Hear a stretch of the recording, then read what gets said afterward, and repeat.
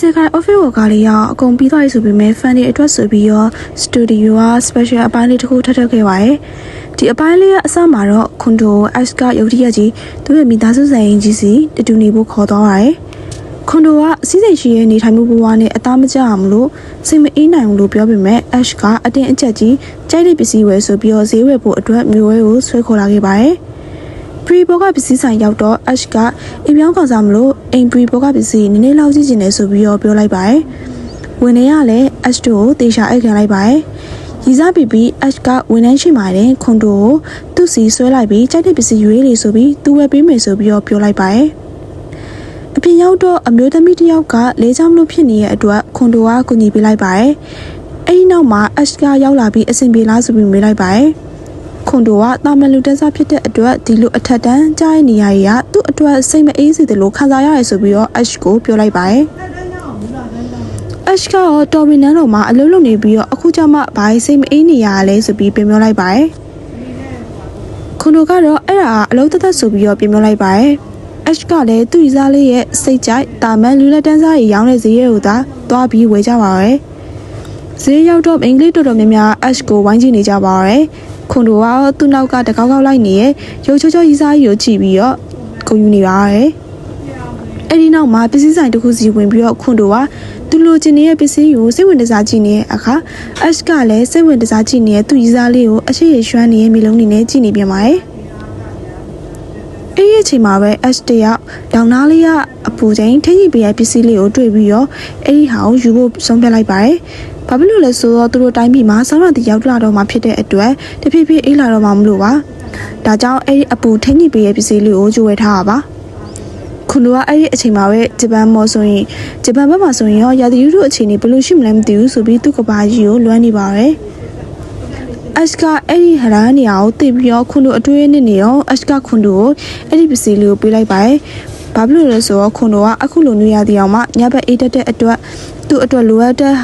အတွက်ဟာကိုဝယ်ပေးရပဲဆိုပြီးဖြစ်ပါတယ်။ခွန်တို့ကသူ့အတွက်တွေးရအောင်ကြည့်ပြီးတော့ကျင်းနေနေပါတော့။ဆိုင်ရှင်ကဒီလိုတမိုးကြီးပစ္စည်းကိုဝယ်ခဲ့အတွက်မှန်ဘလူးလိုပစ္စည်းတစ်ခုကိုလက်ဆောင်ပေးလိုက်ပါတယ်။အိမ်မရောက်တော့ခွန်တို့တယောက်ထိုပစ္စည်းကိုစွတ်စွတ်ကြည့်နေတဲ့အချိန်Ash ကရေရှုပ်ပြီလားဆိုပြီးတော့ခွန်တို့ရဲ့အနာကိုတွန်းဝင်လာပါတယ်ခွန်တို့ကဒီမှန်ဘလူးပေါ်မှာရေးထားတဲ့စာရေးဖတ်တတ်လားဆိုပြီးမေးလိုက်ပါတယ်ဒီစာအရှိအောင်ပါတာမော်စကားတစ်ခုဖြစ်နေလို့သူမဖတ်တတ်ဘူးဆိုပြီးတော့ပြောလိုက်ပါတယ်ခွန်တို့ကဒီပစ္စည်းနဲ့ပတ်သက်ပြီးစိတ်ထဲထင်နေတဲ့အတွက်မနှက်ပြရောက်တော့ခွန်တို့ကဒုညွှန်ကြားရေးမှုစီကိုတွားပြီးတော့ဒီမှန်ဘလူးအကြောင်းကိုတွားမိပါတယ်ခွန်တို့က Ash ကိုမေးကြည့်ရောသူကမော်ပညာမှာသာသုံးတဲ့ရှေးအောင်ဘာသာစကားဝါကြတစ်မျိုးဆိုပြီးတော့ပြောပြီးတော့ဒီစကားကိုဒုညွှန်ကြားရေးမှုရောနားလည်လားဆိုပြီးတော့မေးလိုက်ပါတယ်ဒုညွှန်ကြားရေးမှုကလည်းနားမလဲအတွက်ပြင်သွားဖို့လုပ်နေတဲ့အချိန်မှာပဲအဲ့ဒီမှန်ဘလူးကပိတ်နေအောင်မောင်းနေသလားအထင်းချင်းဆိုပြီးတော့မေးလိုက်ပါတယ်ခွန်တို့ကအဲ့လိုမမောင်းပေမဲ့ပတ်တန်တွေရောပါရဲဆိုပြီးတော့ပြောလိုက်ပါတယ်အဲ့ဒါနဲ့ဒုညွှန်ကြားရေးမှုကချက်ချင်းသဘောပေါက်သွားပြီးဖြစ်နိုင်တာကတော့အဲ့ဒီပတ်တန်တွေထဲမှာလှုပ်ဝက်ပြီးမနှံပုံတင်ကြီးရေးထားတာဖြစ်နိုင်နေဆိုပြီးတော့ပြောလိုက်ပါတယ်ခွန်တို့အတွေ့အမှာဒီလိုကပါမီရှင်ပဲဆိုပြီးတွေးလိုက်ပါတယ်အဲ့နောက်ခွန်တို့အပြန်လမ်းမှာဆရာဝန်ကိုတွေ့လိုက်ရပါတယ်ဆရာဝန်ကသူ့ကိုနှုတ်ဆက်ပြီးတော့ဘာလာလောက်တာလဲဆိုပြီးတော့မေးလိုက်ပါတယ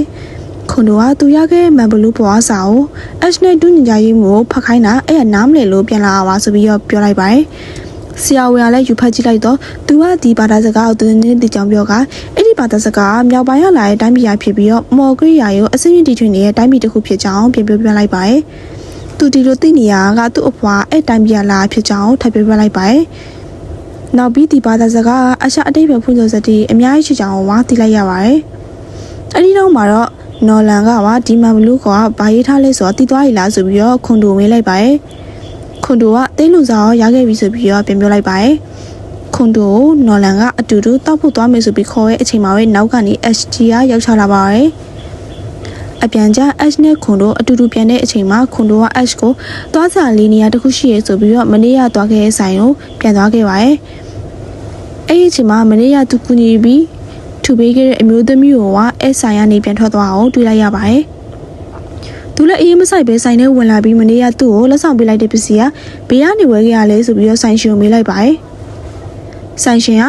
အဲ့ဒီပစ္စည်းကမြောက်ဘက်တိုင်းပြည်ကကုန်တဲ့တယောက်ကထည့်ပေးလိုက်တာဖြစ်ကြအောင်ရှင်းပြကသူလည်းအဲ့ဒီပစ္စည်းကိုကောင်းကောင်းမသိဘူးလို့ပြောကသူထင်တာအဲ့ဒီပစ္စည်းကမော်ကြောင်တုံးကိုတက်ထည့်ဖို့ထည့်ပေးလိုက်တာထင်ပေမဲ့အဲ့ဒီအခွက်နဲ့ကြိုက်တဲ့မော်ကြောင်တုံးကဘယ်မှမရှိတဲ့အတွက်ခွန်တို့ဒီတိုင်းအမတ်တရားလက်ဆောင်အဖြစ်သာပေးလိုက်ကြအောင်ပြောပြပါရယ်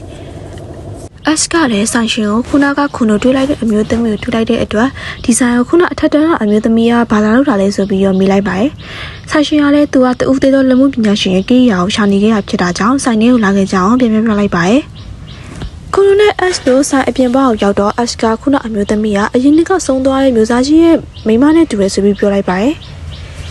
။နောက်သူတို့ရောက်အိမ်ပြန်သွားကြပါတယ်။အိမ်ရောက်တော့ခွန်တော့အဲ့ပစ္စည်းလေးကိုကြည့်နေရင်စဉ်းစားနေတဲ့အချိန်ကထုံးစံအတိုင်းတကားမခောက်ပဲဝင်လာတဲ့အတွက်ခွန်တော့တခါတလေရောတကားလေးခောက်ပြီးဝင်လာပေးပါဆိုပြီးတော့ဆူလိုက်ပါတယ်။အဲ့ဒီနောက်မှာကိုဒီပစ္စည်းပေါ်မှာရှိတဲ့ပတ်တန်တွေနဲ့ချိတ်ဆက်ပြီး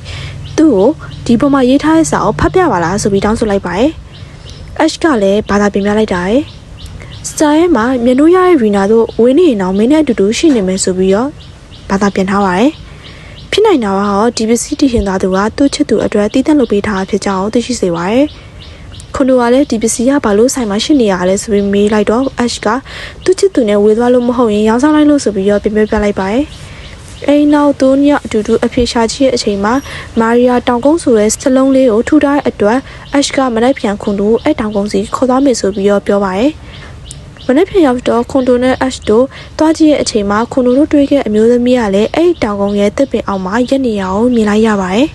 ။အဲ့အကြောင်းသူတို့ရေတွားမိတ်ဆက်ပြီးခမရဲ့နာမည်ကရီနာလားဆိုပြီးတော့မေးလိုက်ပါတယ်။သူကလည်းအန်အော်ပြီးအဲ့ဒီနာမည်ကသူ့ရဲ့အသိအရာပဲခေါ်ကြဖြစ်တာကြောင့်ဘလို့သိရလဲဆိုပြီးတော့နဲ့ခွန်တိုပြန်မေးလိုက်ပါတယ်။ပြန်မေးလိုက်တော့ခွန်တိုကအဲ့ဒီပစ္စည်းလေးကိုပြလိုက်ပါတယ်။လိုက်ရှာနေကြရမလားဆိုပြီးတော့ထိုအမျိုးသမီးကိုမေးလိုက်ပါတယ်။အဲ့ဒီအချိန်ကျမှအဲ့ဒီအမျိုးသမီးကလည်းဝမ်းသာပြီးသူလိုက်ရှာခဲ့ရကြိုက်ဖြစ်ကြောင်းဒီပစ္စည်းကသူ့ရဲ့ခင်မို့လူစားကြီးနဲ့မတိုင်ခင်ကဖြစ်ခဲ့ရည်စားဟောင်းစီကဆိုတာကိုပြောပြပါရယ်။သူကအထက်တော်လာပြီး